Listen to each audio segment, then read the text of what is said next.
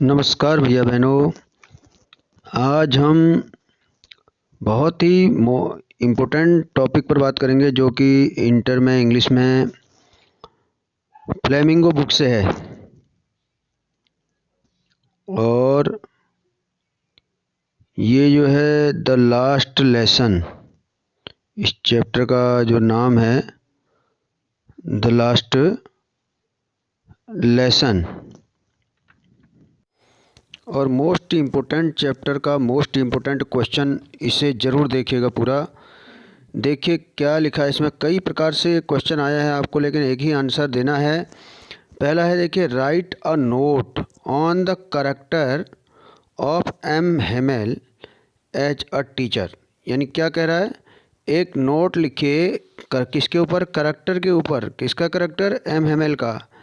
एक टीचर के रूप में, उसका करैक्टर स्केच लिखिए, बनाइए। यानी करैक्टर स्केच मतलब हिंदी में आप समझ सकते हैं चरित्र चित्रण करना, यानी उसकी चरित्र की विशेषताओं को आपको बताना है। या यह क्वेश्चन आया, देखिए इस प्रकार से, a teacher should be a friend, यानी कि एक टीचर को एक मित्र होना चाहिए। अब फिलोसोफर मीन्स होता है दार्शनिक, यानी जो हमेशा ज्ञान की वास्तविक खोज को करता है उसे फिलोसोफर कहते हैं।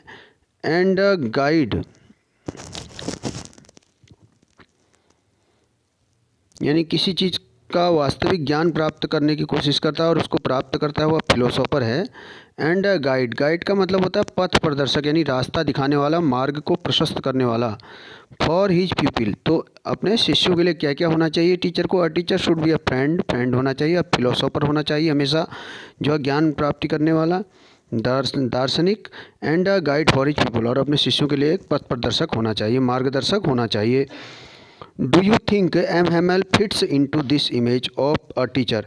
क्या आप सोचते हैं कि जो एम हेमेल है इस टीचर की इस इमेज पर बिल्कुल फिट बैठता है। डिस्कस, इस पर आपको टिप्पणी लिखनी है। सभी का आंसर एक ही जैसा है। या देखिए 2011 में पूछा गया है, what tempted French to run away and spend a day out of doors.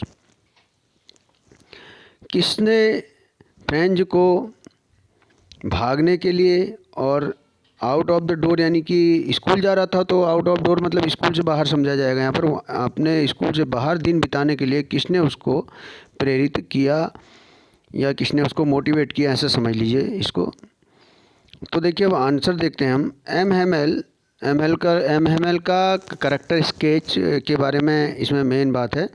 तो देखिए, M Hamel the French teacher, M Hamel कौन है, फ्रेंच टीचर है। Emerges as an epitome of an ideal teacher in the story the last lesson. यहाँ पर हमारा sentence पूरा हो रहा है। तो क्या लिखा, देखिए, M Hamel the French teacher. M Hamel जो कि एक फ्रेंच टीचर है, वो किस रूप में दिखाई देता है, एज एन एपिटोमी मीन्स एक प्रतीक of an ideal teacher in the story the last lesson. Last lesson में उसको एक आइडियल टीचर के रूप में प्रदर्शित किया गया है या दर्शाया गया है, उभारा गया है। इमर्जेज मीन्स उभारा गया है या बताया गया है।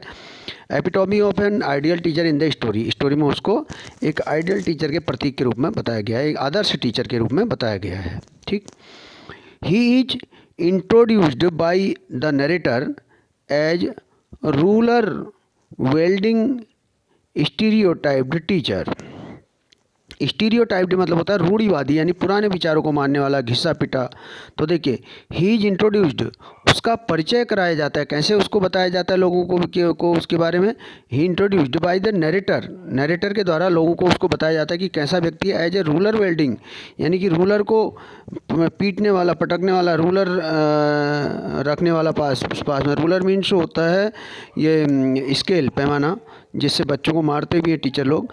रूलर वेल्डिंग स्टीरियोटाइप टीचर, यानी रोलर रखने वाला और पुराना टीचर है एक, ठीक है, पुरानी आदतों, पुराने विचारों वाला।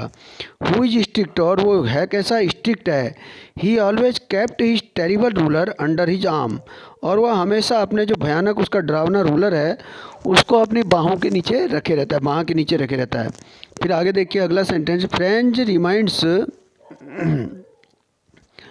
रिमाइंड्स अस हाउ क्रैंकी, ठीक, how cranky M Hamel was. ये जो है रिमाइंड कराता है हमको कि जो एम के बारे में, हाउ क्रैंकी एम वाज, वो बताता है कि कितना ज़्यादा, क्रैंकी मीन्स होता है सन की, ठीक, चिड़चिड़ा हो जाने वाला एकदम, कि वो बताता है कि एम कितने चिड़चिड़े टीचर थे। Franz was in great dread of scolding as he had not prepared his lesson on participle. तो आपको स्टोरी में बताया गया कि पार्टिसिपल पर उनको याद करने के लिए दिया जाता है, लर्न करने के लिए। तो एम जो फ्रेंच है वो बच्चा, वो उसको याद नहीं करता। तो एम तो Franz was in great dread of scolding, तो फ्रेंच था डांटे, स्कोल्डिंग मीन से डांटा जाना, उसको ड्रीड था, भय था बहुत डांटे जाने का। Because, as means because, he had not prepared his lesson on participle, क्योंकि उसने आज अपना जो लेसन था पार्टिसिपल पर उसको प्रिपेयर नहीं किया था। Mister Hamel was a hard task master, और मिस्टर हेमल कैसे थे, एक हार्ड, कठिन कार्य देने वाले टीचर थे।